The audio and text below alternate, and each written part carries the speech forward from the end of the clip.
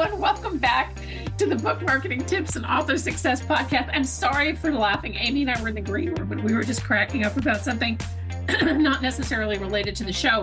But I'm really amped up about this show today. And I sent Amy an email with a ton of links. I'm like, oh, you have to read this. This is exciting. This is not necessarily a new thing. Back in December, Amazon announced that they are rolling out virtual voice to select indie authors. And if you're listening to this and you're an indie author, you've probably got an invitation and maybe you've done it. Maybe you've wondered what it was. I wondered what it was when I first got it back in December. And essentially, if you're not familiar with virtual voice, this is Amazon's attempt to, I don't know if really, should we call it level the playing field for audiobooks, Amy? Because I don't know. I think virtual voice is good, but I think it can also be kind of divisive, right? Right. I mean, I think anytime something that makes, I think leveling the playing field always comes with pros and cons. Sorry if that's also, controversial. Yeah. Right, exactly. And what Amazon has done is they've taken essentially AI generated audio and will now allow you to create audiobooks at no cost. And they're ready in like 72 hours. I mean, this is the craziest thing. So we have an author that we worked with for years and years, and she writes fiction, and she got an invitation, and I got an invitation. And, January is always kind of crazy. February is kind of catching up from January. So we finally sort of sat down yesterday, and I said, you want to give this a try? So I got into her KDP, and I set up some of her books. And basically all of her books were invited because she's fiction, because I'm nonfiction. Not all of my books were invited because Amazon's like, you don't have a table of contents, even though I do have a table of contents. So I wrote them and I'm trying to remedy that.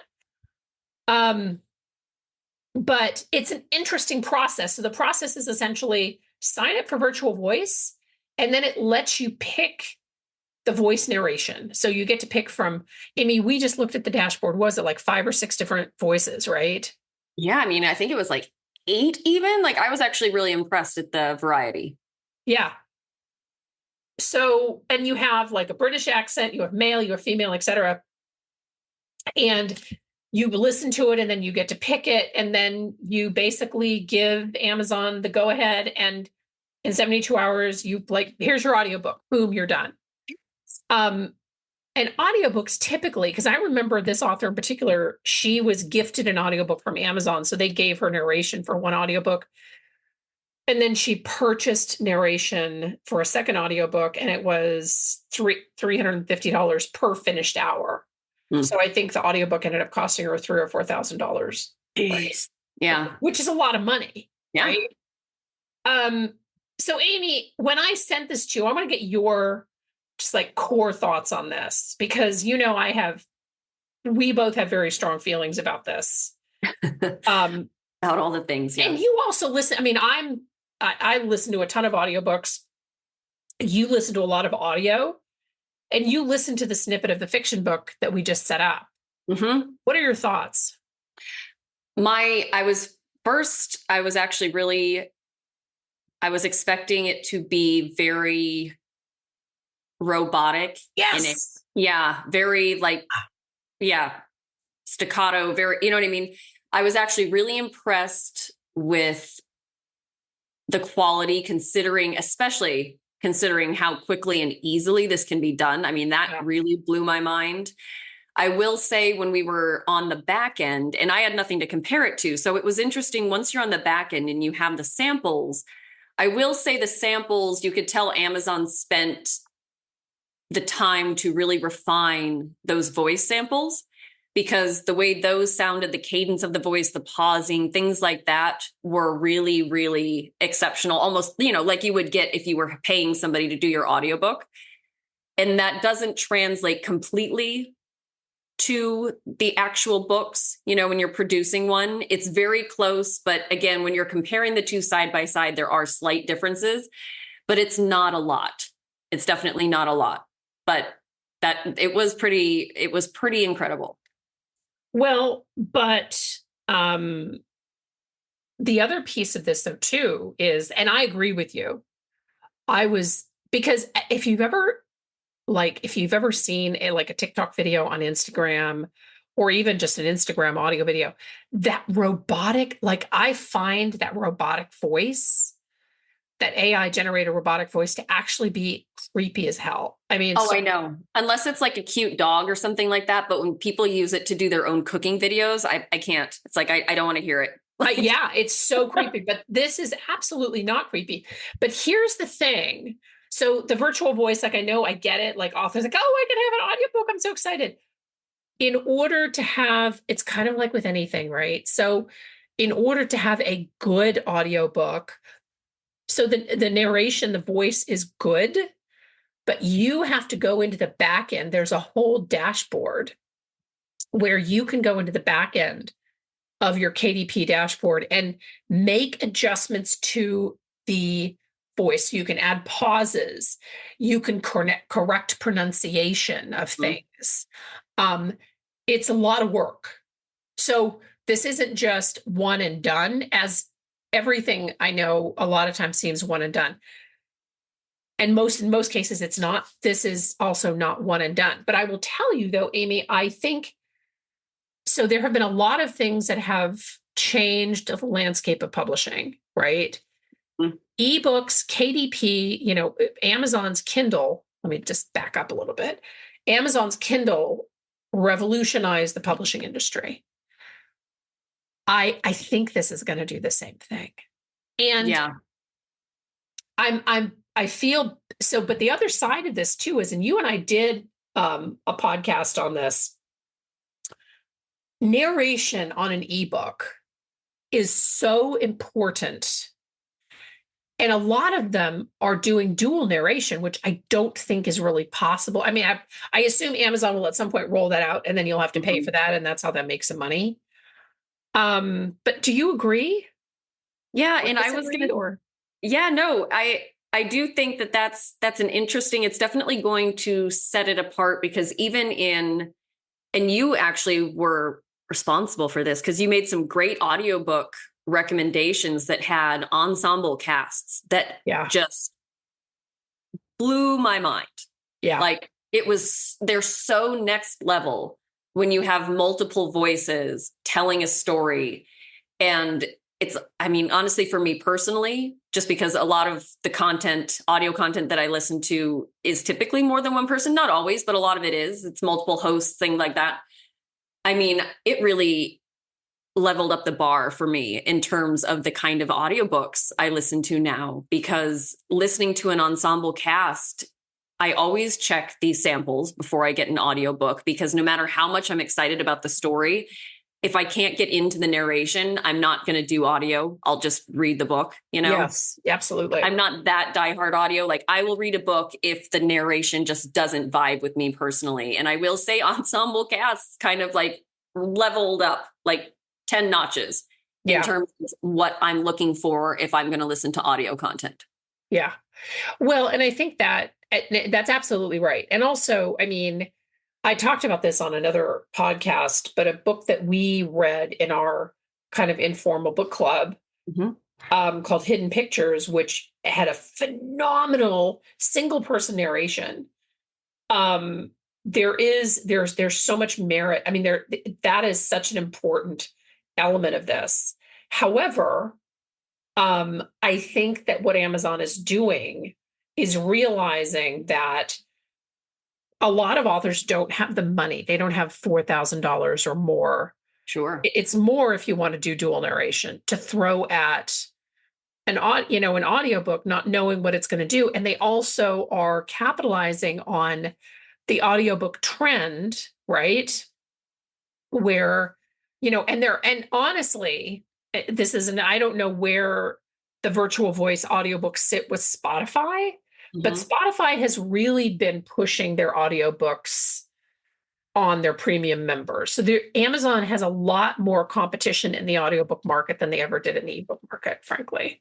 Yes, but I do think that's a very good point because, podcasts in general across the board have exploded in terms of how people are getting content nowadays. So I think it does make sense that less expensive, easier to get to market audiobooks were, the next step. Yeah. Yeah. And so, I think that if you've gotten an invitation to this, I mean, I know this is going to be an unfolding topic, and certainly we're going to talk about it more. But I would be curious where Amazon takes this in terms of, um, in terms of like dual narration and even things like sound effects, because I know Audible Studios has created um, a number of audiobooks. Sorry, it was lack of being able to find the word, that have all the like these sound effects and doors closing and all this other stuff, and it's extremely immersive. Mm-hmm. And then the other option that you have too with this, because Audible has really rolled this out, and I have an Audible membership, which I love. And you can opt to have the book free to Audible members. Wow. Now, and that's part of, so like when I have, so you get a certain number of credits every year, depending on the membership type that you have with Audible. And then you also have a whole library of free books. And that's how I discovered, this author. And now I'm going to not pronounce her last name correctly. So I'm not going to say it on air, but her books were all in this freebie series, and they're fabulous. They're, crime, this detective that follows him through all these books. And that's how I discovered her. So there's a huge amount of discoverability. And then when I want to say, like, I think I'm on her 7th or 8th book in this series now. When this 8th book comes out and it's paid, don't I'm going to go in there and buy it. Right. Absolutely. I had a very similar experience with a series author very recently that, I'm like, I'm a statistic. I prove that it works. Yeah. I think I ended up getting actually her first 2 books in this series for free through a BookBub thing or something like that. And I really loved it. And I've paid for every book since. Every book that she releases, I pay for without question. And I even pre-order them. Like, I am that person now. So, yeah, there's a method to the madness. There's a method. No, absolutely. So the idea is that if you have, in particular, if you have books in a series and you include, let's say the series is 5 books and you include the first 2 in this audio program, this Audible program, I'm not sure how the payment works. So that maybe I was just going to ask you that. Yeah, that may be a discussion for another time. I suspect it works similarly to how the Kindle Unlimited, if you're in KU, how that payment system works, because this mirrors that, right? So if you have an Audible subscription, much like if you have a Kindle Unlimited subscription, you now have access to a whole library of free content. Sure. And Penny, can I put you on the spot? Yeah, go for it. This is just a speculation. Do you have any comments or thoughts on which groups or maybe genres, subgenres that you think this will really take off with first? That will kind of like lead this charge a little bit? Yes. I think, as always, I think it's going to be the romance group. I think that romance authors, I mean, not to exclude other genre fiction authors, right? But the romance author market tends to be, they're early adopters. They were early adopters of ebooks. And science fiction was very short, like they didn't sit on this either, right? They were very close behind them. But I think you're going to see a lot of romance authors, and I think obviously science fiction. Science fiction, though, you got to consider science fiction, given what we know about how this audio works, is a little trickier because typically, I mean, could you imagine like Star Wars being done with this virtual voice and some AI trying to pronounce Jabba the Hutt? Like, could you imagine? Right? There's going to be a lot of that extra editing on the back end that you mentioned with if you've built your own world with words that don't exist in the typical human language. Yeah, that's going to be really hard. That's going to be much harder. So I think that we may see a lot of science fiction fantasy adopt this, but at the same time, you're going to have to do a lot of work on the back end to make these books. If you want to honor your brand, which I'm assuming most of you do, take a look at this and take a look at the studio that's on the back end, because the studio basically breaks down every single chapter, and you can listen to it and you can add pauses and fix pronunciations. And if you have a book that has some challenging, like even if, I mean, I know that we're past, by the time this podcast lands, we're already past St. Patrick's Day, but even if you have, let's say, an Irish book. So the Irish, and Amy's are Irish. So with all due respect to Ireland, Irish people everywhere, the Irish names like Siobhan, for example. Yes. They're always ridiculously difficult. Like you look at this name and you're like, I don't even know how to pronounce that. 100%. Right. So that's another thing too, is if you have a book that has challenging names. I mean, I think it's going to take a little bit of work. So it's not, and we learn this from, the ebook surge and people, authors loading up ebooks. It takes some work to make it right. Amazon has just provided this tool, and I'm so curious to see where this tool is going to go. I know. I think y'all can definitely expect a follow-up episode. Oh, for sure. Yeah. Yeah, for sure. Because I'm going to get in. So I've sent my, like I said, I have a support ticket in with Amazon. My books are a little trickier because they have images.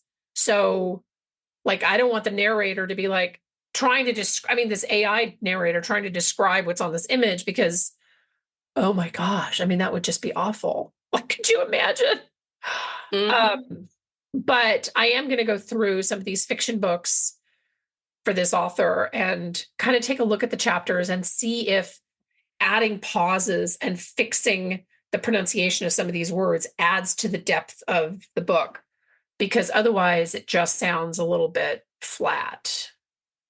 I mean, it's good, but it doesn't have that, like you said, like that sample has some real enunciation in it, which makes it much different. Exactly.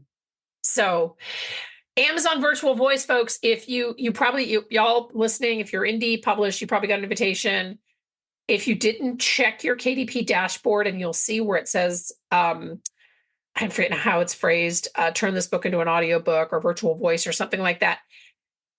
And then you just click the button, and you pick the voice. And the next thing you know, you have an audiobook live on Amazon, which is crazy. It's so crazy. It took us, I remember when we did the audiobook for this one series, the Publicist series, which is who the author we're talking about that we're working with. It took 4 months for this audiobook to be done. That's wild. Yeah, it takes a while. I mean, they do it and then they edit it and then and all this other stuff. So I don't know.